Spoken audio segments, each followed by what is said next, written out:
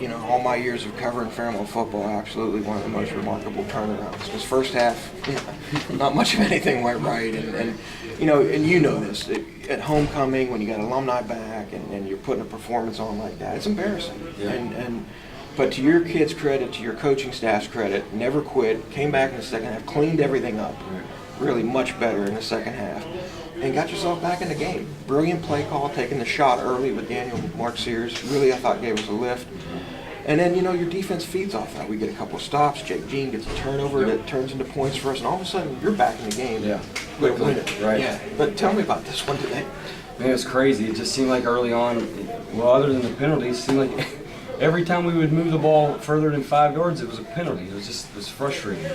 Our defense didn't play well in the first half. I mean, even the other team had 10 penalties in the first half. We had 17, but just the defense was, we weren't ready to, I don't know if it was schematics or what, but early on, I didn't think we performed well on defense. We were missing tackles, we were missing easy situations, slant throws where we should have defenders there wide open, and like you said, it was frustrating. It was very frustrating, and I think the most frustrating thing was it wasn't anything new. We knew what they were doing. Every time we lined up, we knew what they were going to do, and we just couldn't get our guys in the right spot.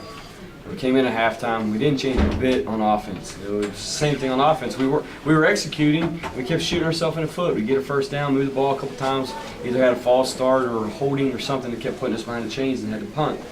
We came in at halftime. We didn't change anything on offense. We made a few little changes on defense, and we just challenged them. We just said, guys, you know, we're in a situation right now where they're not doing anything to us. We're killing ourselves, and. To their credit, man, they stepped up and made plays early on in the second half and finished it out. I mean, that's one of that whole locker room deserves a pat on the back, because this win started 2 weeks ago with everybody on our team, from the scout teams to the starters, and this is a time in our season too where it could have went really bad really fast. With us struggling overall and our backs against the wall early. Every guy in that locker room could have shut it down. Not one single person came back, kept fighting, fought to the end and won. That's where you got to be proud of this team. It's finding a way to get it done in the second half. And like you said, not just one. I mean, the offensive did their job, the defense did its job. Yeah. You know, and there was tough situations. They got a 3-and-out that really helped early on. They took advantage of some Urbana penalties, pinned them deep one time. You get the turnover that you guys turned into points. And you guys on your half of the ball, you're making play calls. You're letting Daniel make a play, right. Coop make a play.